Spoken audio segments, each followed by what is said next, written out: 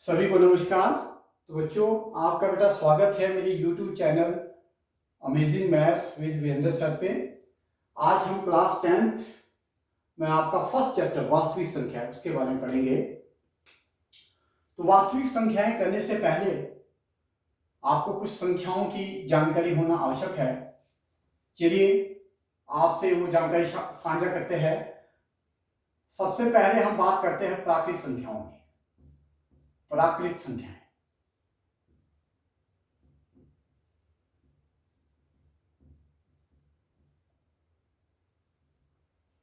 इन्हें हम जो है कैपिटल एन से लिखते हैं। ठीक है। प्राकृत जैसे आप समझ रहे हैं, प्राकृत का मीन्स प्रकृति, जो हमें नेचर की तरफ से मिली है। जब भी हम गिनती की बात करते हैं तो हम कहां से शुरू करते हैं? एक से।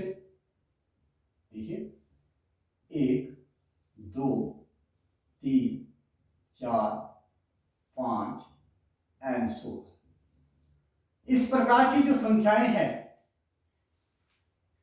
और काउंटिंग नंबर्स जो हमें काउंटिंग में जहां से जैसे 1 2 3 4 5 6 7 8 9 ये जो है हमारा प्रकृति तरफ से मिली है, इसे हम प्राकृत संख्याएं कहते हैं। सेकंड आपका इसके बाद आता है हमारा पूर्ण संख्याएं। पूर्ण संख्या पूर्ण संख्या अब पूर्ण संख्याओं को हम W से लिखते हैं, कैपिटल W से। इसमें अगर हम इस सेट में 0 मिला दें भाई,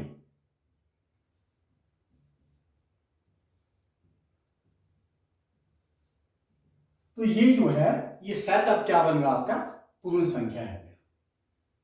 नेचुरल नंबर्स में हमने 0 मिला दिया तो ये बन गया पूर्ण संख्या, होल नंबर्स। ठीक है। इसी अब यहां पर देखिए, अगर आपसे कोई बात करता है कि भाई कि सबसे छोटी, जैसे फर्स्ट वाले केस में सबसे छोटी प्राकृत संख्या कौन सी है? 1। सबसे बड़ी कौन सी है? वो आप लिख नहीं सकते, बता नहीं सकते, क्योंकि 5 के बाद 6 आ रहा, 6 के बाद 7, क्योंकि उसके आगे एक और प्राकृत संख्या आ रही है आपकी। ठीक है, वही आपका यहां पूर्ण संख्या सबसे छोटी 0 है आगे, उसके बाद सबसे बड़ी आप बता नहीं सके, क्योंकि उसके आगे एक और जो है संख्या होगी। नंबर 3 आपका आता है पूर्णांक। पूर्णांक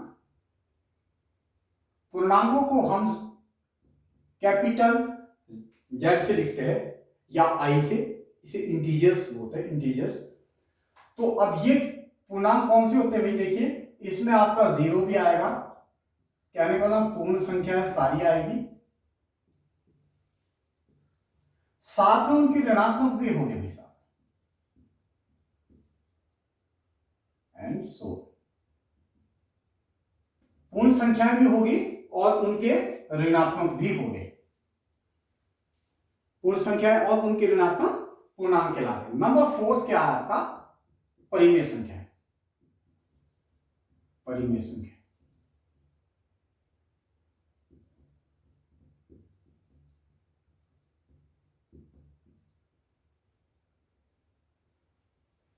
परिमेय संख्याओं को हम जो है Q से रिप्रेजेंट करते हैं। इन्हें रैशनल नंबर भी हम कहते हैं इंग्लिश में। अब परिमेय संख्याएं कौन सी होती है? देखिए, ऐसी संख्याएं जो P बटा Q के रूप में लिखी जाए, फर्स्ट कंडीशन। सेकंड, जहां P और Q दोनों ही पूर्णांक हो गए, इंटीजर्स हो गए। Third, Q should not be equal to 0, जो नीचे वाली रकम है आपकी हर, वो 0 नहीं होना चाहिए। फोर्थ क्या आती है? P और Q में एक के अलावा कोई भी उभयनिष्ठ गुणनखंड नहीं होना चाहिए, कॉमन नहीं होना चाहिए। तो इसको हम स्टेप बाय देखो याद करने के लिए कैसे करेंगे परिमेय संख्या। सबसे फर्स्ट कंडीशन क्या है कि भाई ये इसकी फॉर्म ऐसी होनी चाहिए, P बटा Q। ठीक है। सेकंड कंडीशन क्या है इसकी कि P और Q ये आपके दोनों ही इंटीजर्स होने चाहिए, दोनों ही पूर्णांक होने चाहिए। भाई ये पूर्णांक आपके सामने लिखे हैं, पी और क्यू दोनों ही पूर्णांक होने चाहिए, ठीक है। बिलोंग्स टू जेड कहने का इनमें से होने चाहिए, हो सकता है दोनों जमा वाले हो या एक जमा का एक माइनस का हो, ठीक है। अब थर्ड क्या है आपका, Q should not be equal to zero, कि ये जो निचले वाली रकम है ये जीरो नहीं होनी चाहिए, ठीक है। जैसे आपका ये -1/3, ठीक है, ये आपका ऊपर का माइनस है, नीचे वाला प्लस है, ये परिमेय संख्या है, ठीक है। और ये ऐसी नहीं होनी चाहिए जैसे 1/0, ये नीचे वाली जीरो नहीं होनी चाहिए, नीचे वाली जीरो नहीं, ये जो है आपका परिमेय संख्या नहीं है, ठीक है। और फोर्थ क्या है आपका, फोर्थ है आपका कि P और Q में एक के अलावा कोई भी उभयनिष्ठ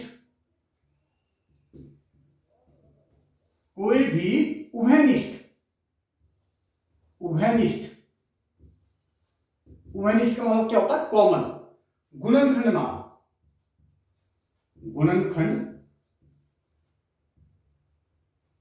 ना हो।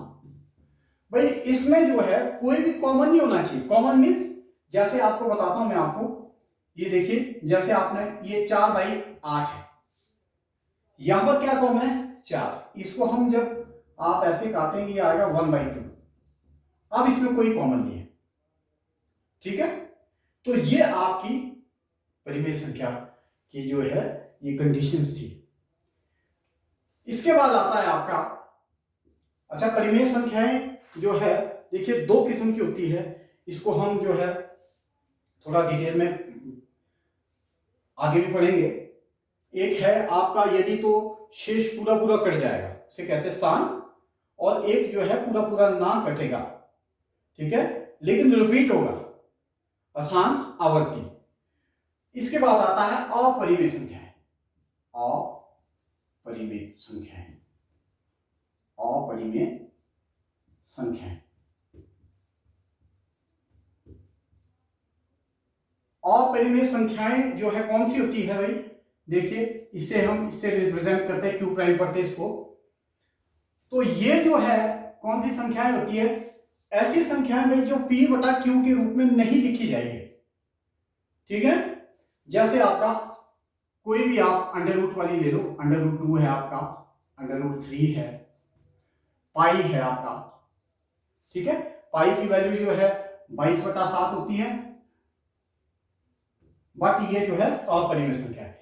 इनका जो दशमलव प्रसार है वो होगा आपका अनवसानी अनावर्ती, ना तो ये रकमें पूरी पूरी तरह से कटेगी ना ही रिपीट होगी। तो ये आपकी थी 5 जो है संख्या है। इसके बाद में अभी नेक्स्ट चलते आगे, ये आ गया आपका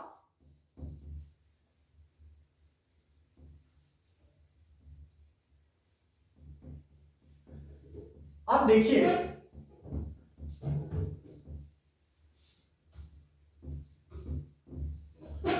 ये आपको बच्चों बेटा बहुत जरूरी है इन संख्याओं के बारे में जानकारी होना। फिर आपका कुछ संख्याएं ऐसी आती है आपकी, इन्हें हम कहते हैं सम संख्याएं, सम संख्याएं। सम संख्याएं भी कौन सी संख्या होती है, जो 2 से पूरी पूरी विभाजित हो जाती है, कट जाती है। जैसे आपका 2 है, 4 है, 6 है, 8 है, ठीक है, ये सम संख्याएं होगी आपकी। नेक्स्ट क्या आ गया आपका विषम संख्याएं, विषम संख्याएं। विषम संख्याएं जो बच गई आपकी देखिए 1,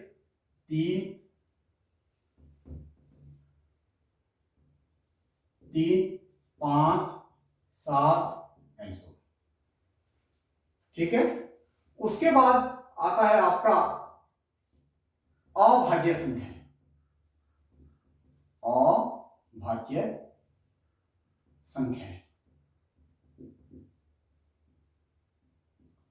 अभाज्य संख्या है। इसे जो है हम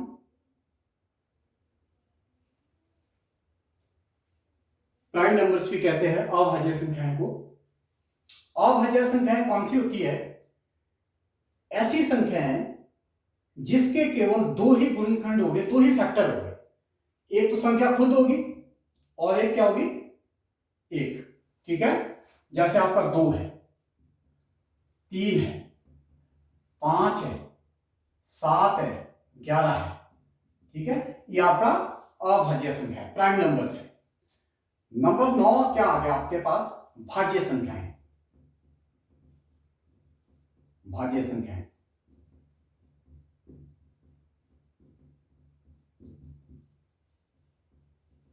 भाज्य संख्याएं कौन सी होती है? जिसके दो से ज्यादा फैक्टर्स होंगे। ठीक है, ऐसी संख्याएं जिसके दो से जो है अधिक गुणनखंड होंगे, उसको हम भाज्य संख्याएं कहते हैं। कंपोजिट नंबर्स भी कहते हैं इन्हें। तो सबसे पहले आ गया आपका 4, 6, 8, आ गया आपका 9, 10 एंड सो। ठीक है, अब यहां आप देखिए, यहां पर इसको दो ही रकमों से जो है पूरा पूरा करता है, 1 और 2 से, 1 और 3 से, 1 और 5 से, 1 और 7 से। यहां देखिए 2 से ज्यादा है, 1 से भी जाएगा ये पूरा पूरा, 2 से भी जाएगा, 4 से भी। ठीक है, तो ये अब आपका लास्ट में आ जाता है आपका वास्तविक संख्या। वास्तविक संख्या, वास्तविक संख्या जो हम चैप्टर पढ़ने जा रहे थे, अब यहां पर ये आपका वास्तविक संख्या है। इसको हम आर से रिप्रेजेंट करते हैं, रियल नंबर्स। अब इसमें कौन सी संख्याएं आएगी? इसमें ये सारी संख्याएं आएगी जो हमने पढ़ी अभी तक, सारी परिमेय और अपरिमेय। परिमेय और अपरिमेय को हमने जब इकट्ठा मिला दिया तो हम वास्तविक संख्या है। उसमें सारी आ गई, आपने प्राकृत भी आ गई, पूर्णांक भी आ गए, आपका पूर्ण संख्या भी आ गई। ठीक है, तो ये था बेटा आपका संख्याओं के बारे में जानकारी। तो आपको इस चैप्टर से पहले ये पूरी संख्याओं के बारे में बताया गया, तो आपने बिल्कुल अपने माइंड में रखना है और मुझे उम्मीद है कि आपको ये पूरा समझ आएगा। ठीक है, थैंक यू।